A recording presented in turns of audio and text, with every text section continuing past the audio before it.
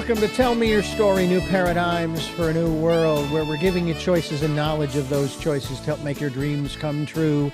We are here on Sundays at 7 a.m. and 7 p.m., Monday mornings at 1 a.m., Wednesdays at 9 a.m., and then we have Monday through Friday from 8 to 9 a.m., and I hope that you'll join us as we stream live at those times at richarddugan.com. We podcast at SoundCloud, iTunes, TuneIn Radio, Spotify, Stitcher, Player FM, Blueberry, iHeartRadio, Amazon Music, many other locations as well. And we also have a YouTube channel. That YouTube channel, you can watch these conversations as they unfold. And we hope that you will do so. And also subscribe. If not, I would love for you to click on notifications so when a new conversation is posted, guess what? You'll be able to tune in and listen to the conversation that we are going to have with our guest today. We also ask that if you can support us financially, we would be gratefully appreciated. We would gratefully appreciate it. We have a PayPal account. It is there for your security as well as ours. And all you have to do is put in my email address, richard@richarddugan.com, when they ask for it. And we'll take any amount. We'll take energetic support as well. We are certainly hoping that we're sending out good vibes, as it were, as we do these programs as well. One other thing, this is the decade of perfect vision. Did you know that? It's the 2020s. I wasn't born with 2020 vision, ladies and gentlemen. I've shared this many times. But I know where I can get perfect vision for my life, for my life's path, for what I should be doing in my life, by going within and listening to that still small voice. With all of that, we are going to join our guest now, who is coming to us all the way from Virginia. She has written, I will find out if this is considered to be a memoir, although it's more of a family tree story. It's called The Politzer Saga, and it's LindaAmbrus Broenniman. Is that correct? I get that right? Broenniman, yeah. Broenniman. All right. Yes. Well, Linda Broenniman, I want to thank you so much for joining us here on the program. It is really a pleasure to have you with us to talk about, something that a lot of folks are finding out about within their own families. I'll be honest with you. As far as I know, I'm 63. I haven't heard any secrets in the family, but you found out something that probably, I guess I'm going to use this phrase. You probably use a different phrase as you share in the book, rocked you to your core because it dealt with when you found out who you were and are today. And I throw out one more thing, and I'll let you elaborate on that. And that is, there is a line in the New Testament that says, ye shall know the truth, and the truth shall set you free. So my first question to you, knowing the truth as you do today, are you free? What a great question and a loaded question. But first of all, Richard, I want to thank you for having me on this show. It's a real honor and pleasure to have this conversation with you. So just a little bit of background, just as you said. First of all, before that, I grew up in what I thought was a normal family. You know, my parents were immigrants. They had survived World War II and came to the U.S. for a better life. We were raised Catholic. I was the middle child of 7, so a lot of siblings, a lot of friends, a lot of chaos in the house. But I just thought we had a normal childhood. And we went to church every Sunday. And then when I was 27, by accident, I found out that my great-grandmother was Jewish.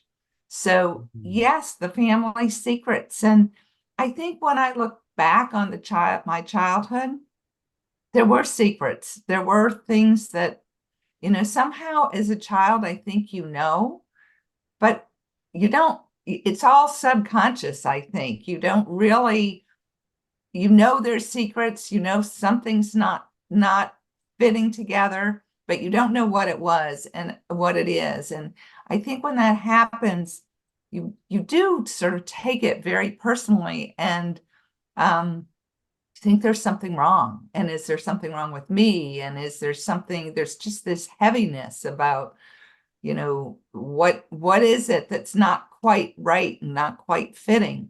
So I think when I found out the truth, when I first found out that my great grandmother was Jewish, which meant that my father was Jewish, just sort of put it aside and didn't want to deal with it at all. And I was busy trying to figure out what my career was going to be, who I was going to be, and so on. But there was always this thing in the back of my head sort of nagging at me, that's important to find the truth. And then there was certain events. I had gone to Budapest with my parents and learned a few more things, and then little stories would come out. But I didn't really dig in and find the truth until really 2016, 2017, just about, 7 years ago. What had happened was in 2011, my parents' house caught fire. And my sister was just sort of pulling things out so they wouldn't be destroyed, not necessarily by the fire, but by the water from the fire trucks. And unbeknownst to her at the time, she had pulled out one of those things, was a box, and she put it away. And 6 years later, when I decided I was going to look, into my history, she found the box. And I don't know, I think it was a miracle that happened. I think someone was watching over us and wanted this to happen. And that box contained a lot of pictures and documents and letters. And it was sort of the impetus for me to really say, okay, it's time now to really focus and learn who I am, learn who my ancestors were. So. Well, I share. I was born and raised being taught about my not heavily that I was of Irish descent. Mm-hmm. And about probably 10 years ago, I did one of the things that a lot of people do. And I sent off for a DNA test. And I was sorely disappointed that I believe it's less than 10% Irish. I am more Native American. And when I say American, I don't mean the United States. I mean North, Central, and South American. Interesting. But I said I share something with you. I am 1% European Jew. Eastern European Jew. So shalom. Yeah. I would bet that a huge percent of the population has that, because one of the things, people assimilated and, they intermarried and had children, and who knows? I think it's very interesting to find that information. It is. And it also may explain a little bit of why I have such an affinity for interviews with rabbis. I've had a number of them over the years. I have absolutely, now I have not, I don't believe I've interviewed, maybe once I have, a female rabbi. But I do understand enough to know the level of study they go through. So when we get together and converse, I'm just sitting there, so to speak, metaphorically, at their feet, wanting to just take in what they have to share. And the thing that I have found so fascinating when I talk about philosophies, that's what I refer to them as, philosophies. Mm-hmm. I was born and raised Catholic. Mm-hmm. That's the Catholic philosophy. All right, and so forth. And so I'm already well prepared when it comes to the ritual, the ceremony traditions, the holy days of the Catholic calendar, and so forth. I remember one year making a huge deal out of Hanukkah, or if you want to pronounce it, Hanukkah. And Mhm. I was then sort of corrected. They changed my trajectory on that by saying, yes, it is a holy period of time, but it's not one of the major ones. Okay. Right. You just kind of bring it down a couple of notches. Okay. And yet I love the message, of course.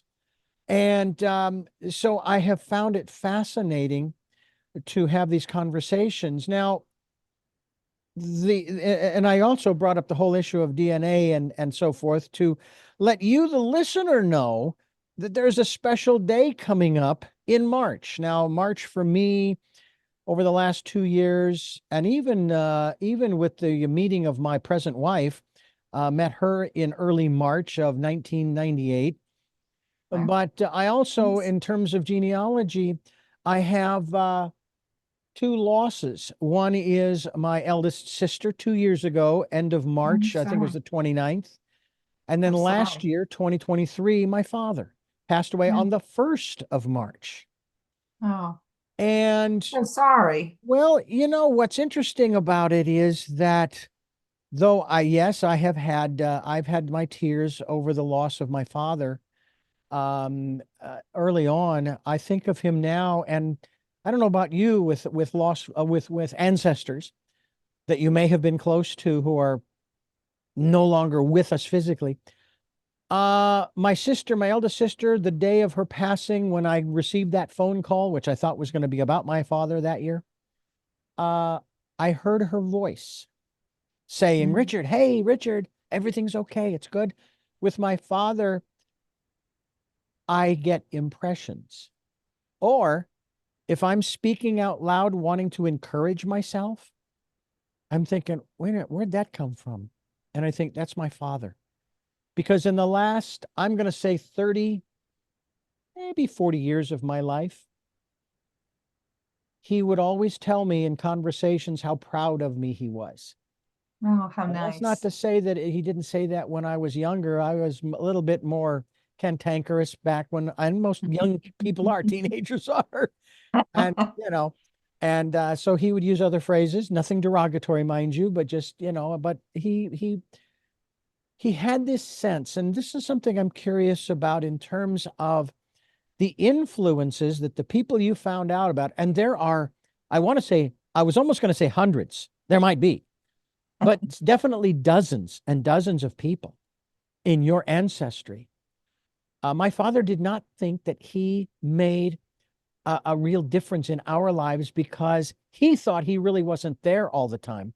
He was a 9 to 5er. He worked in a print shop, and my mother would take him to work in the morning at 7:30, and she'd pick him up in the evening at 5. And he was home with us, and he built things with us and for us, worked on the car, even though he couldn't drive, and so on and so on. And so our memorial for him was, and it was unplanned, unscripted in this respect. Dad, we, your children, would not be who we are if it hadn't been for you. What about your ancestors? Can you look at any particular set? Now, certainly you mentioned your what was it, your grandfather? Mhm. Are there specific ancestors that you have tapped into, or maybe that you have known in your younger days, who you can look at and say, yeah, I wouldn't be who I am today if it hadn't been for this person or that person, this aunt, uncle, cousin, et cetera, et cetera. Wow. That is I think that's true of almost all my ancestors going all the way back. So, one of the things that was really amazing in this whole journey for me was that we found books written by my ancestors so that I could really understand the stories Hmm. going back 8 generations. And for example, you talk about, you know, who I am. I wouldn't be here if Isaac back in the 1700s hadn't escaped, hadn't run because he got in a fight with with his landlord and used the Lord's name in vain. And at that time, the punishment, since he was a Jew, the punishment would have been death. Whoa. Yep. And so he escaped. And that's sort of the first story in the book that I start with. And then sort of on and on, there's, another great grandmother from basically the 1700s again. Her name was Rachel. And Rachel's parents and her brothers decided to convert and come to America because that was the promised land. And she didn't want to come to America and she didn't want to convert. And she went through a trial. And here she was a young girl. She's probably only 13 or 14. She went through a trial where she had to walk down an aisle with Jews on one side and Christians on the other. And at the end, she could choose her own religion, and she chose Judaism. And the rabbi said to her, all of your descendants will be blessed. So I feel like I'm blessed after finding this story with all of my ancestors. But then to keep it a little closer to home with my parents, who I knew, obviously, I certainly wouldn't have been the person I was. And, my father was very strict and he was very distant because I think it took a lot of energy to keep the secrets. My mother was very caring, very loving. She, as a matter of fact, was honored as a righteous Gentile. I don't know if you know what that is, but just I for your obviously heard the word listeners. often, but not familiar with the context. Please, if you could share that with us.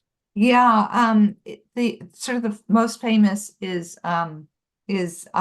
Schindler, but it's the highest honor that the Jews give to non-Jews for saving Jews during the Holocaust.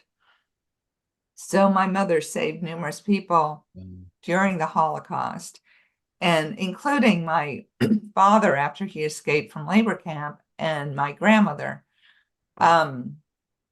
So at any rate, she was just a very kind and humble person, but you can imagine the courage and bravery that took.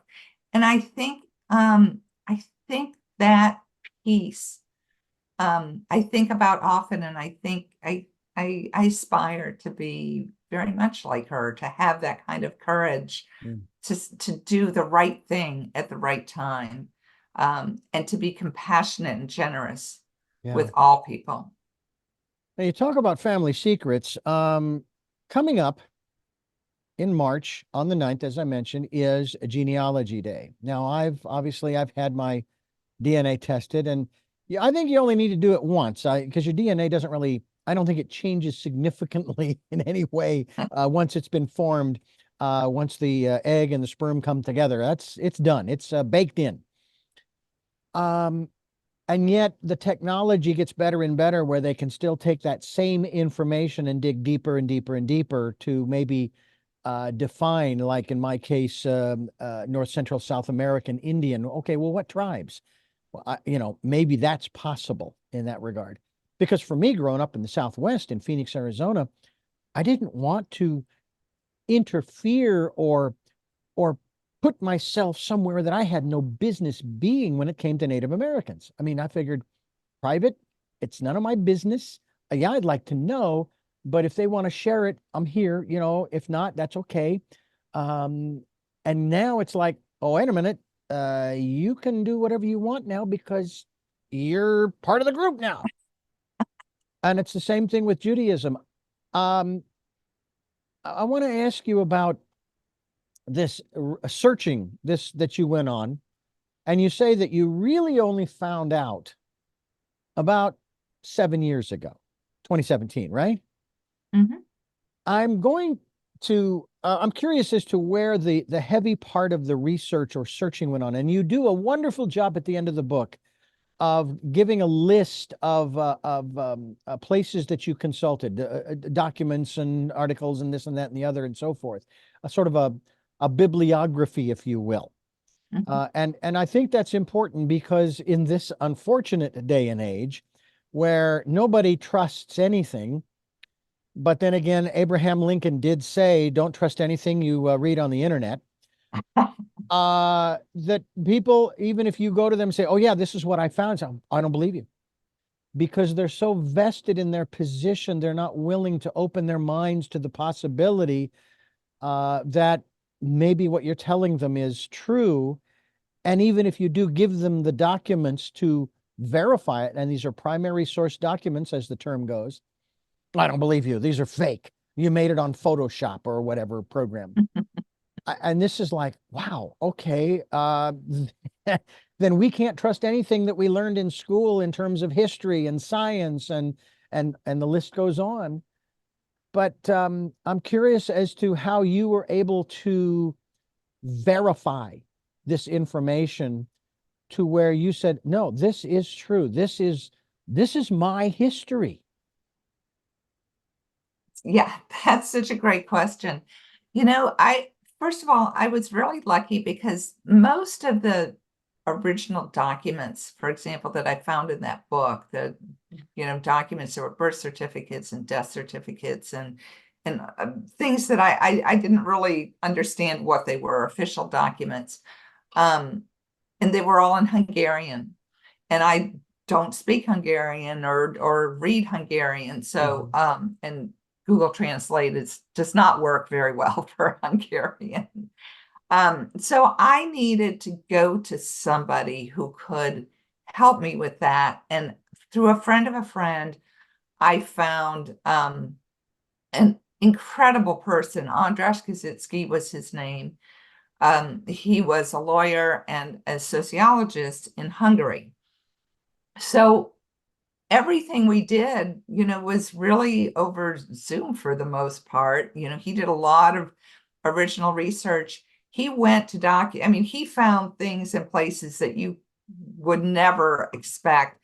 And he would go to the original source of these documents. So, back in Hungary, fortunately, several things were saved in archives.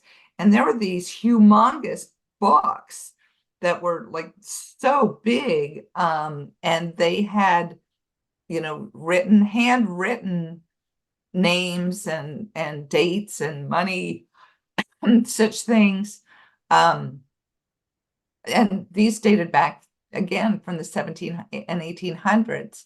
So he also found newspaper articles and books and so on, and he would verify everything. If he couldn't find, if he found something, he would look at 2 or 3 other different sources and make sure it was true and it was real. And it was hard then also because of spelling.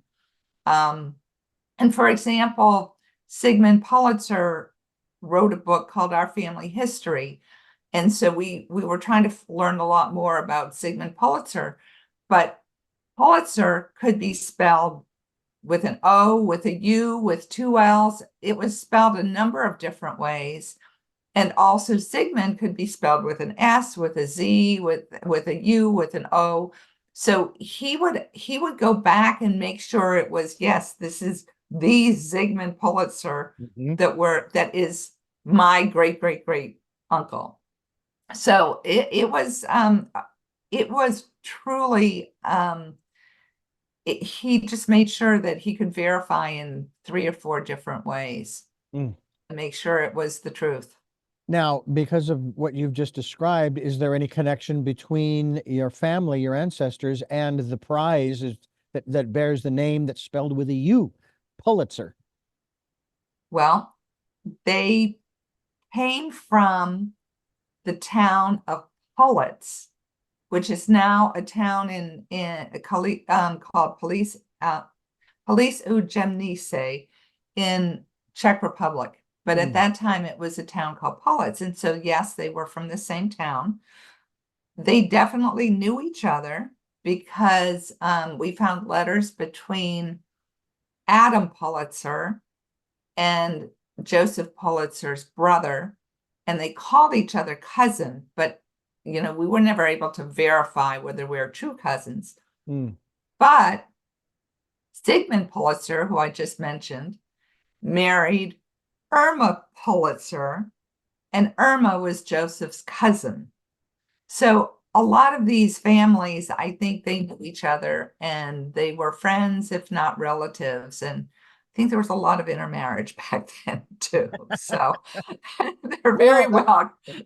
Well, there you go. And Yeah. we have that in the South too, I guess. That's the rumor. That's the rumor. Okay. I think it was all over the world. No disrespect to anybody. The Politzer Saga is the title of the book, Politzer, The Politzer Saga. The website is pulitzersaga.com. We'll be linked to that website, Linda.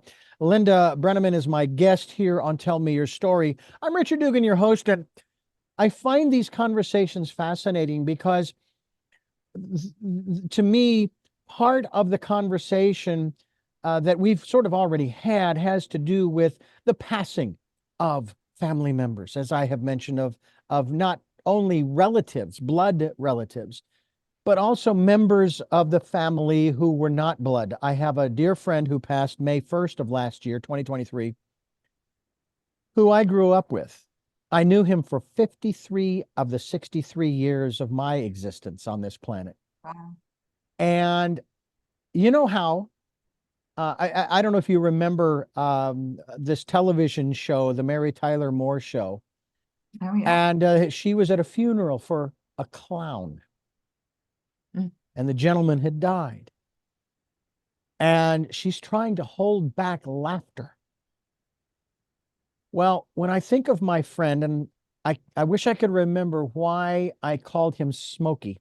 One day maybe it'll come to me. His name is Doug.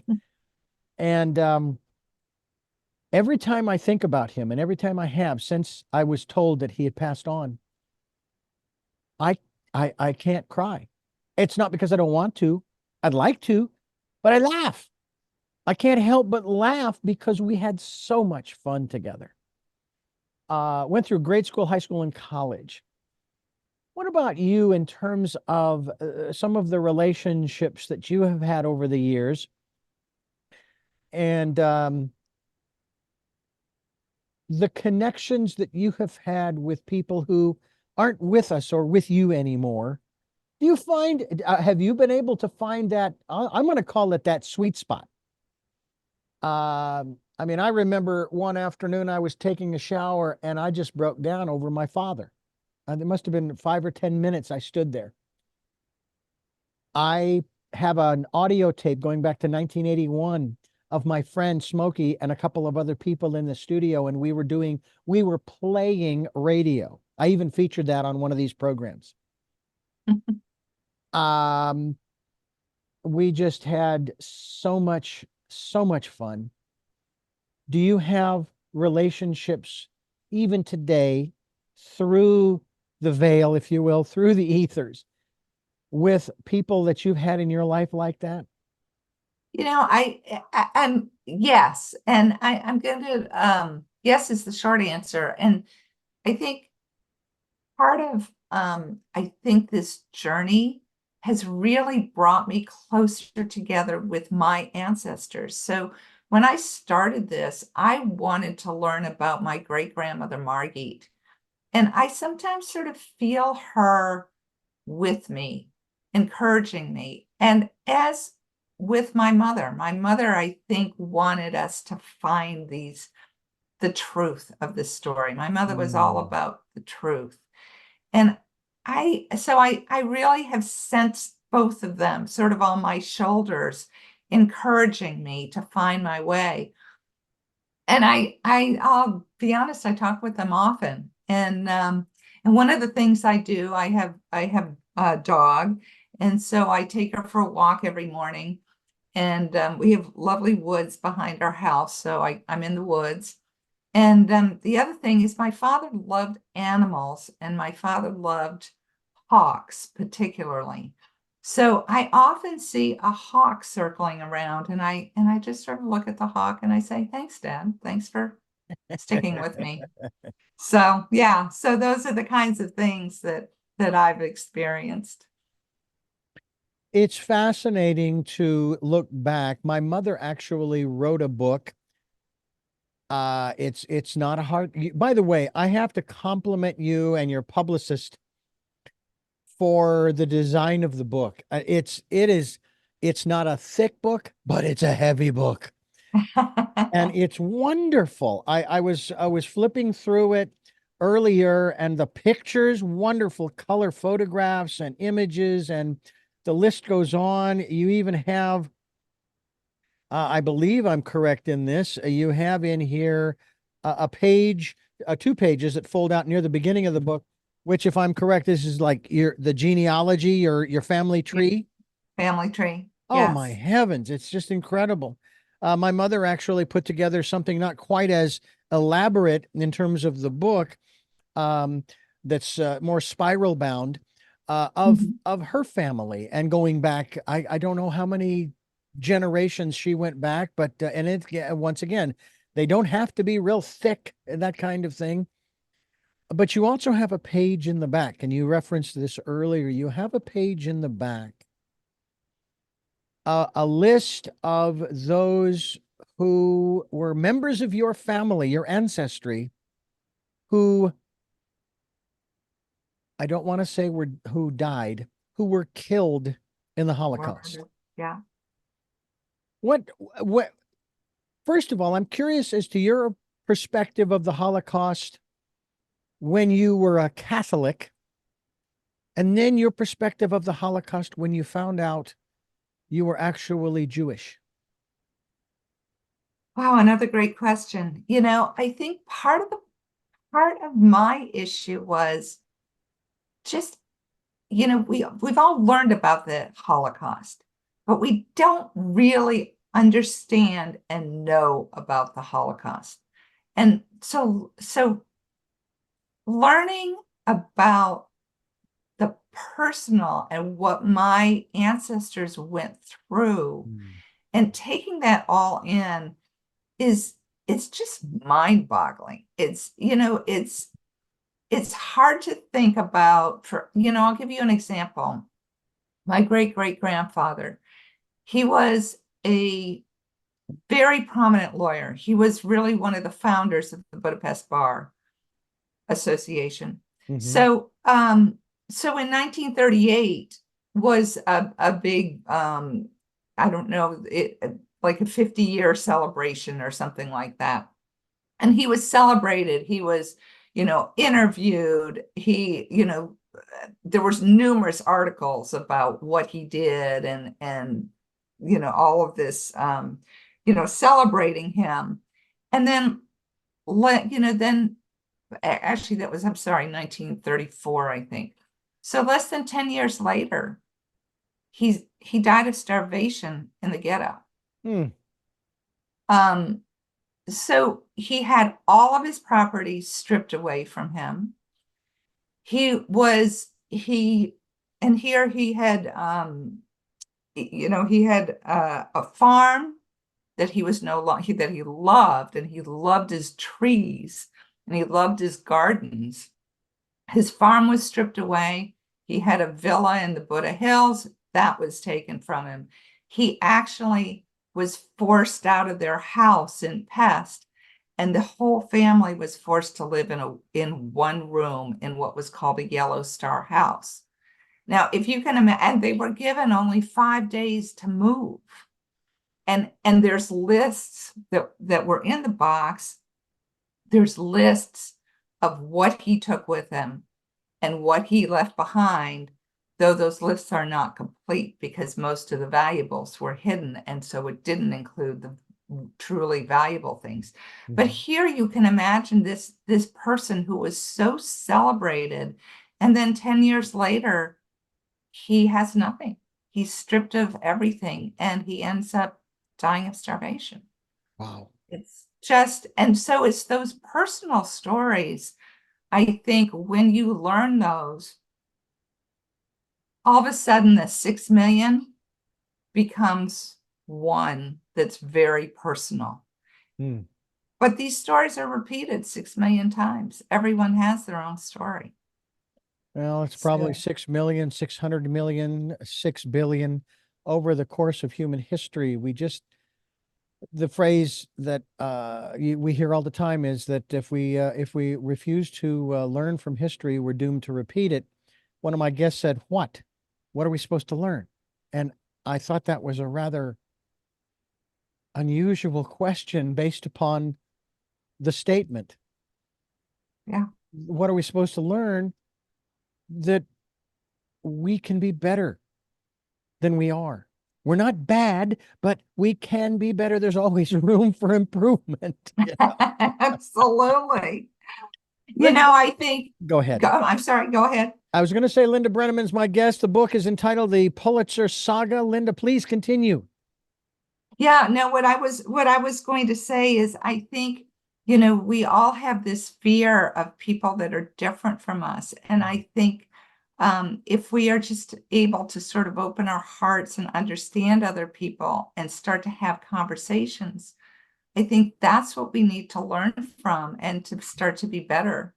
Because actually, when there's different people and diverse personalities and diverse cultures, it actually benefits us. It's makes our lives so much more rich. You know, the radio station that I currently work for, I have worked for almost 18 years. I started out part-time. And it was just recently sold. Mm. And the new owners agreed to keep the format the same. So we're still doing the same programming, the same news, talk, and information kind of thing, along with this program. And they moved the station to another part along the South Coast. We were in Santa Barbara, actually on Santa Barbara Street. Oh, nice. And we were, interestingly enough, we were facing the east. The building itself faced the east. They moved us into a new building in a town called Goleta, which is just west. It's like Santa Barbara, and then there's a space in between Santa Barbara and Goleta called Nolita. It's I think it's county. Interesting. No one has annexed it. And so we're in Goleta, but we're on the main street called Hollister. The building itself faces south or to the ocean, but as I sit talking to you, I'm facing north towards the mountain. Now, to what you're talking about, in Santa Barbara, the majority of the retail that I can walk over to the main street called State Street is predominantly white. But on Hollister here in Goleta, California, it's predominantly Hispanic. And I walked into one of the restaurants to order some lunch, and somebody else had to come up and help me because the woman I was talking with, I think she was the wife of the husband who was the cook, she didn't speak any English. So I'm sitting here thinking, might behoove me to learn a little Spanish, especially considering on my mother's side of the family, when we were growing up at my grandmother's house, my mother would be having conversations with my grandmother, sometimes in Spanish. Now, I don't know how much of that my mother remembers these days as far as the language. I took one whole semester of it in high school to avoid an additional semester of English. I should have stayed. I should have stayed in English. But I still think that this is one of those aspects. I know there's a lot of animosity in this country that really needs to change because people are complaining. I hear this. They're usurping and destroying my culture. Well, let me ask you a question, Mr. Usurped. When was the last time you actually, shall we put it this context, practiced or exhibited or shared your culture? What is your culture? You know, because there are many people who live in all parts of the world, whether you're Jewish, whether you're Hispanic, whether you're Black or whatever, you have a culture. And what part of that are you, what part of that culture are you living? Yeah. What do you think about that in terms of the we'll call it the necessity to stay connected to one's culture and yet at the same time to be open enough to experience someone else's? I think that's so important in this day and age, truthfully. I want to go back to one thing that you said. When we were brought up, my mother always said, it doesn't matter what color someone's skin is, Mhm. what religion they are, what their economic status is, wherever they're from. You show them respect and dignity and caring. So we were brought up that way. And what's interesting is my parents, they wanted to show us all different cultures. We traveled quite a bit, Mm. not only to Europe, but we went to Japan, the Far East. We went all over to South America.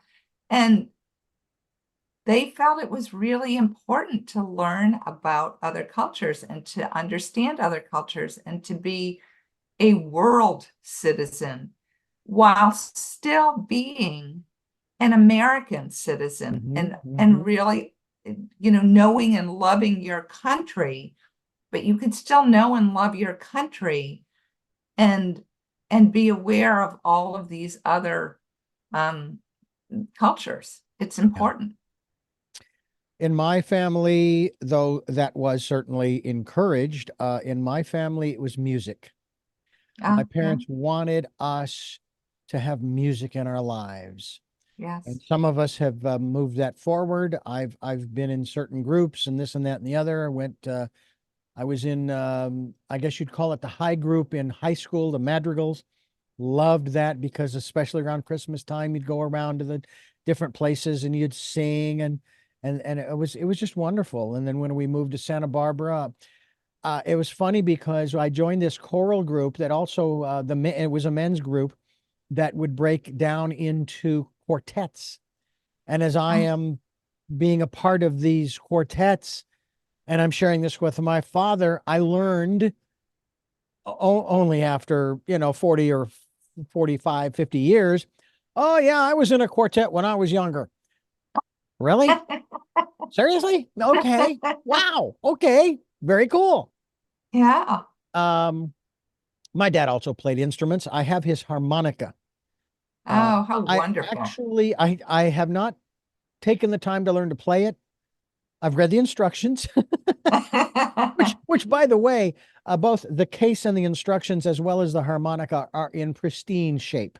I mean, it's like, Oh, wow, isn't okay, that incredible? yeah. So I'm gonna play around with it and see if I can't, you know, figure it out. That it's kind of like bagpipes in the sense that you never have to stop making music to take a breath because the sound is made as you inhale and you exhale, where obviously with a bagpipe you have that airbag and you Right, slowly press it, but you fill it back up again, but you're still pressing and there's still sound that's continuous, which is amazing to me. As how opposed, fun. And what yeah, a great way to connect with your father. yeah. As opposed to the baritone that I played in high school, where you had to stop and take a breath to continue on. That's the space between the notes that they say is the most important aspect of music. Right. As we continue talking about the Politzer saga, I'd like for you, if you wouldn't mind, because I observe things and I then comment on them.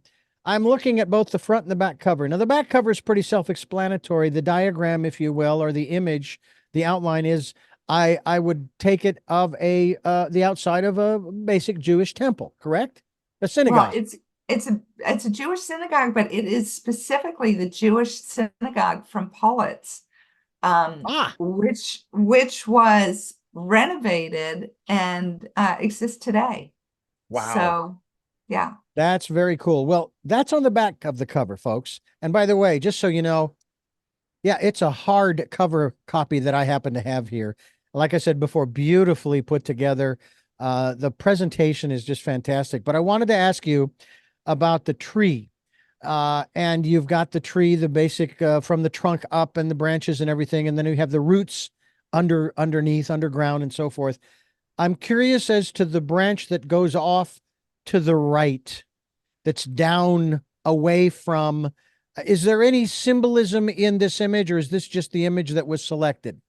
Well, no, there is symbolism, because one of the things, if you look below in the center, it's very, it doesn't stand out too much, but it's the Star of David. So the Star of David is there within the roots. Oh my gosh, I see it now. Yeah.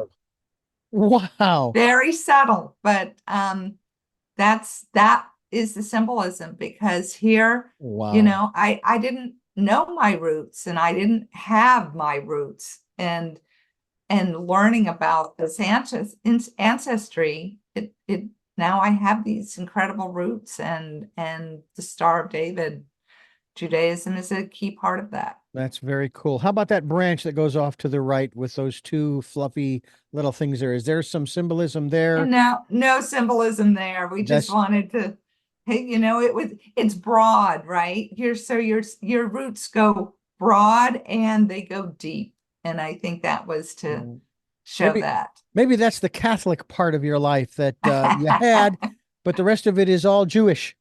Yeah, yeah. Well, yes. On my mother's side, it's all Catholic. On my father's side, it was Jewish. I'm curious because no one's ever asked me this as far as being Catholic, but I'm just curious if how would you respond if someone was to ask you the question? And I'm not. This is more of a rhetorical. What's it like to be a Jew? You, for me, what's interesting is religion has never really played an important part of my life. Mm. And so it's not so much the religion, it's the culture, and it's what these people represented. And when you look at my ancestors, they faced, it wasn't just the Holocaust, but going back each generation, they just faced cataclysmic events, which were even more difficult because they were Jewish. And certainly with the Holocaust, that was, anti-Semitism at its worst. Yeah. But I think what stands out for me is their resilience. They were just people. They wanted the best for their family. They wanted the best for their friends. They believed in service. Mm-hmm. They believed in giving back and making the world a better place. And so even though these events, in some cases decimated their lives, their very lives, Sure. They survived. Yeah. They survived. One of the other aspects that I find fascinating too, I haven't delved that much into my ancestry, although I have that book from that my mother put together. But you talk about, and this to me goes to how proud we should be of other cultures and their accomplishments.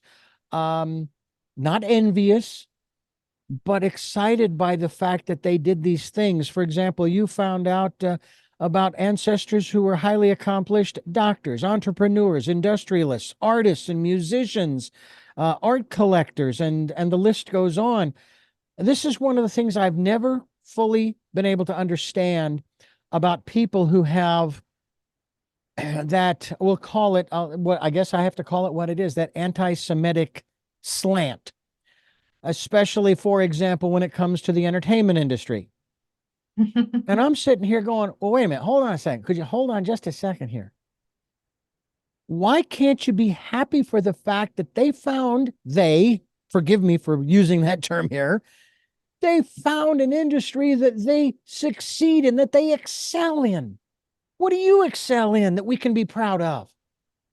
Please don't tell me it's that you hate the Jews or what they stand for or what they believe, or et cetera, et cetera, et cetera. I mean, I think also about, and I'm sure you've probably heard the story by now, of what they referred to, I think it was referred to as Black Wall Street in Oklahoma. I think it was Oklahoma. Mm-hmm. Oh, yeah. and how the people were so envious and hateful that they not only destroyed the physical Wall Street, if you will, Black Wall Street, but they killed dozens and dozens, if not hundreds of people because they were successful. Yeah. Are you finding that people respond well? And how do you respond to people who don't respond well to you when it comes to, unfortunately, your, how do I put, Jewishness, Judaism? You know, I have to say I have been lucky so far in that most people have responded, you know, with this book, and especially, you know, going back, I grew up in Buffalo, New York, and going back to Buffalo where my parents had become prominent citizens. But people didn't know that my father was Jewish. But they've been very welcoming and have really loved the book. So I haven't yet run across those people.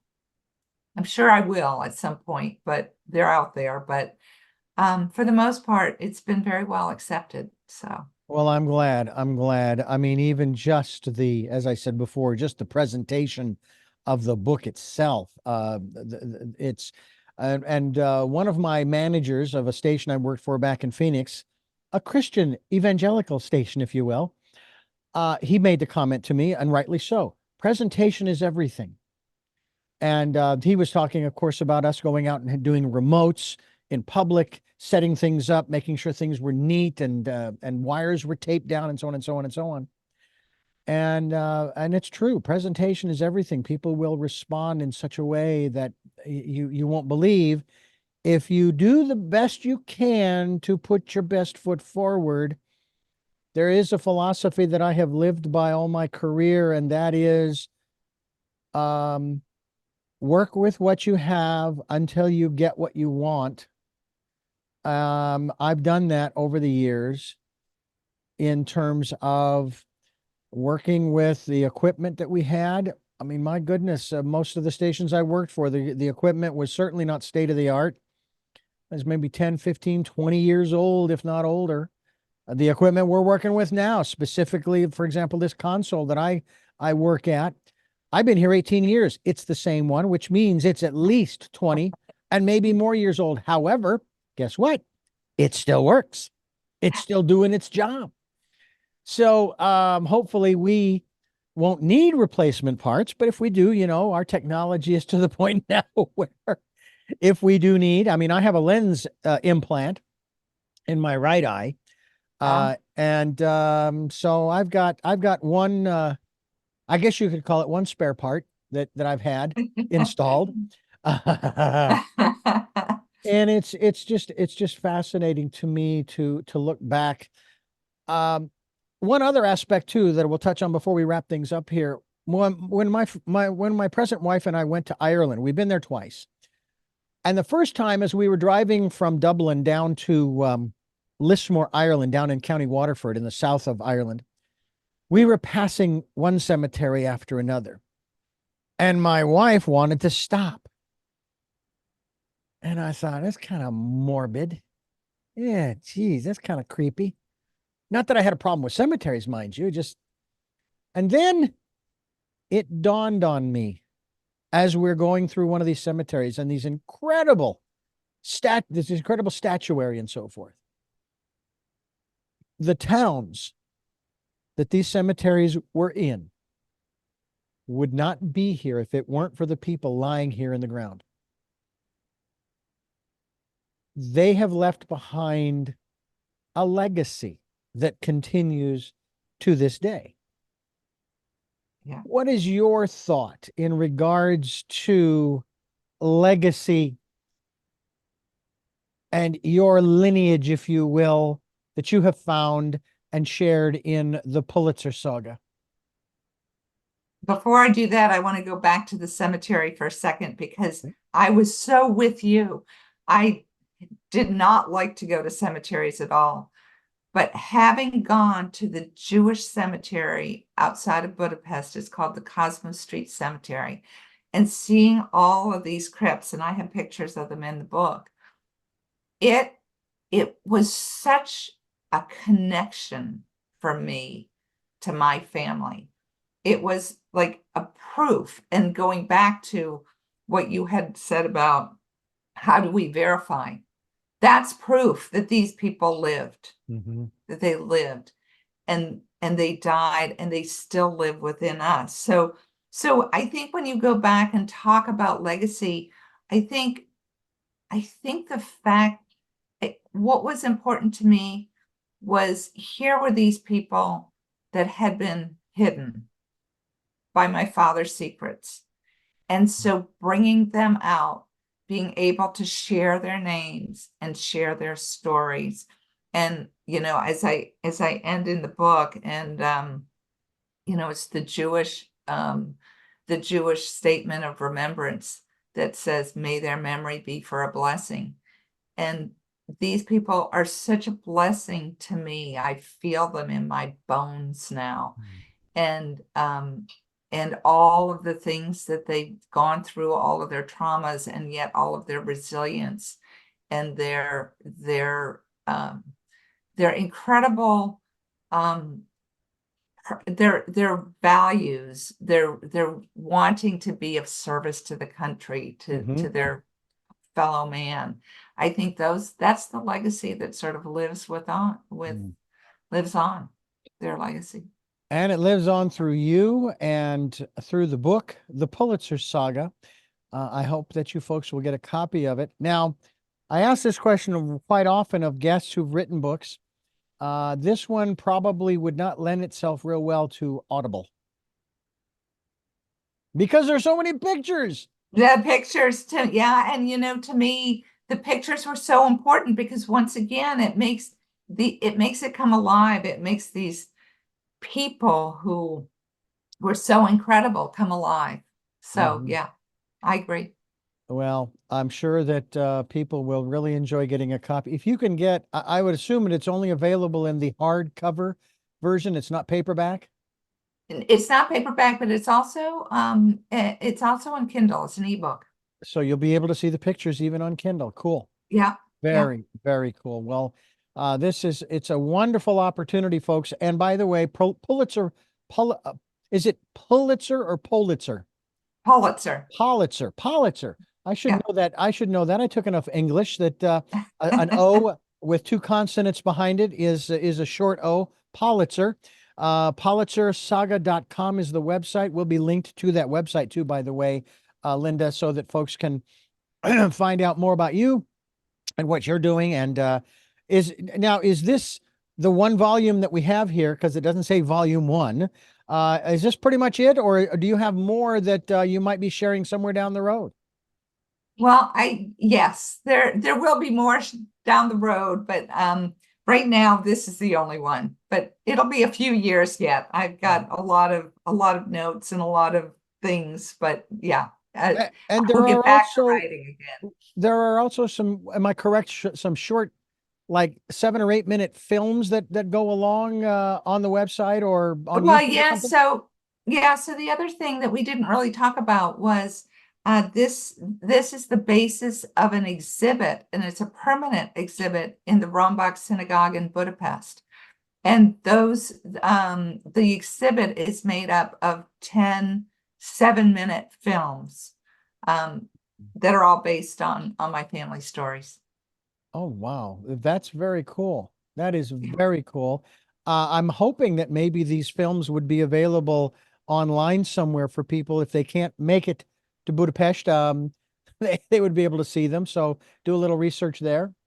Yep. Right now they're in Hungarian, so trying to get them in English too. Yeah, well, but even just seeing the images would be a wonderful thing, just to have that connection. And that's really what it's all about. That's what we're trying to do, is connect Yes. people and connect with people.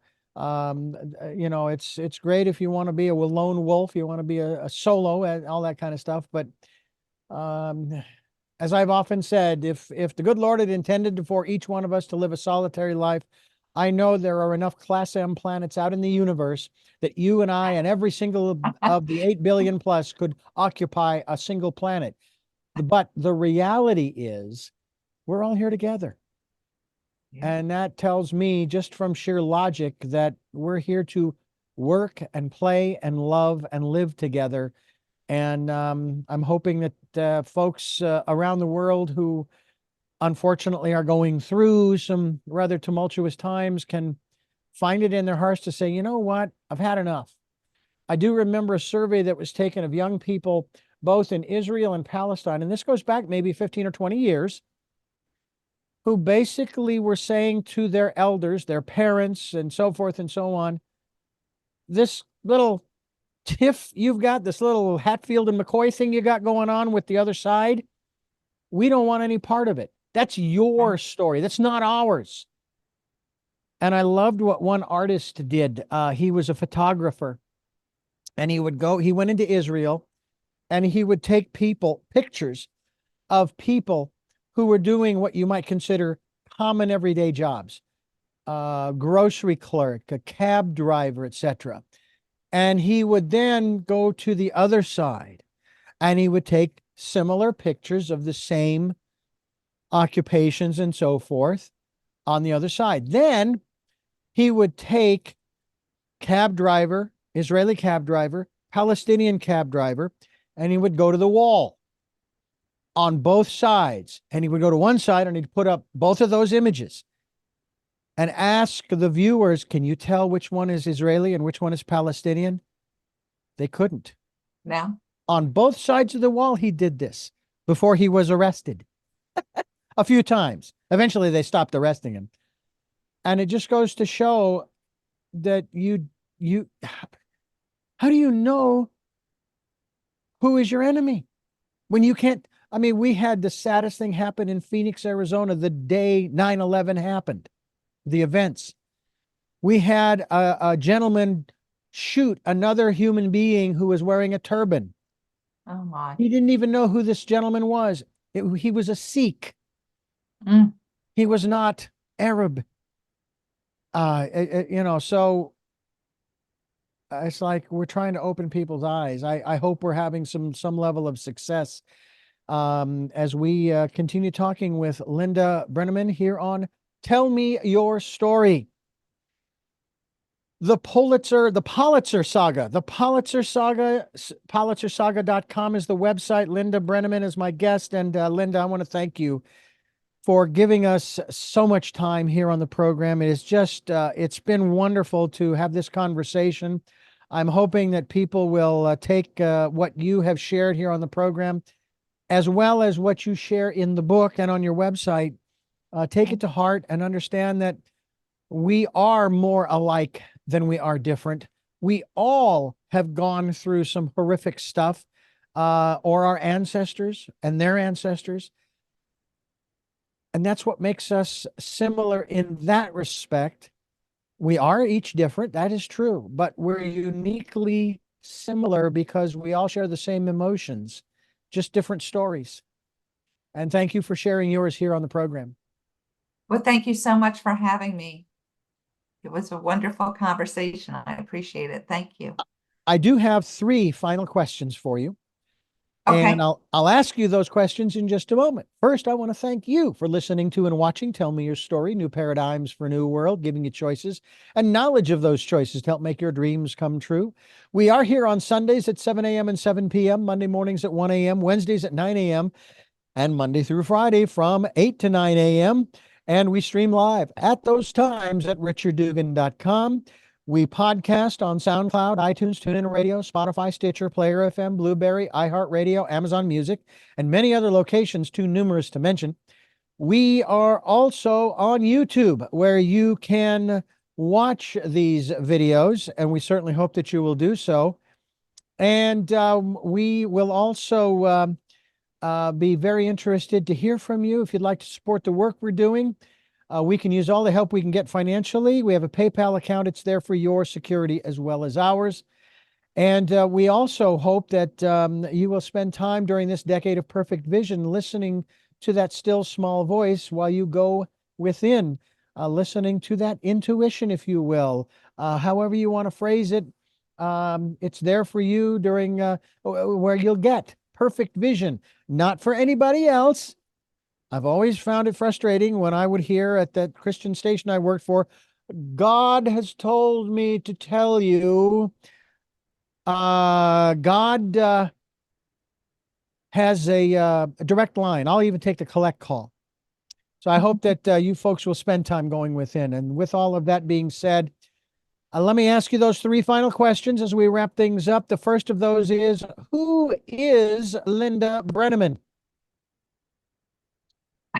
That's a good question.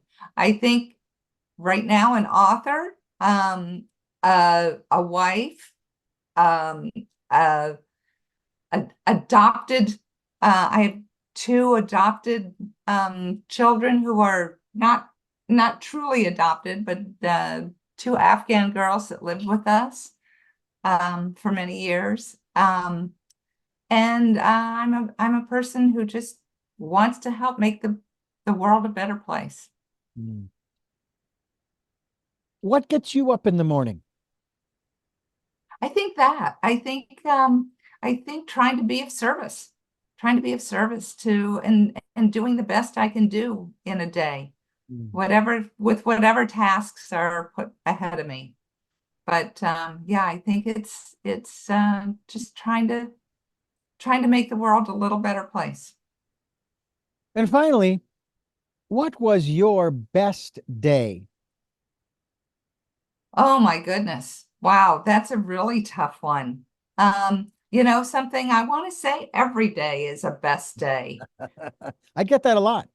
We just put one foot in front of the other, and the sun, especially when the sun shines and it's a beautiful day and we can be outside among nature and with family and friends that are loving and kind and compassionate. Well, Linda Broenniman, again, thank you so much for the time and the sharing. And we look forward to touching base with you again as you continue the work that you are doing to make this world a better place, as we are doing the same here. And we wish you much success and encouraging others around you. So again, thank you. Thank you very much. I really enjoyed this conversation. And I thank you Thank for you listening. having me. Yes, indeed. And thank you for listening to and watching Tell Me Your Story. New paradigms for a new world, where we are giving you choices and knowledge of those choices to help make your dreams come true. And until our next broadcast, podcast, videocast, love to Lao. Jeanette, I am still listening. Dad, continue to be happy. To my dear friend Smokey, hey, I'll see you on the other side. And to my friend Zorro, aho. Aho.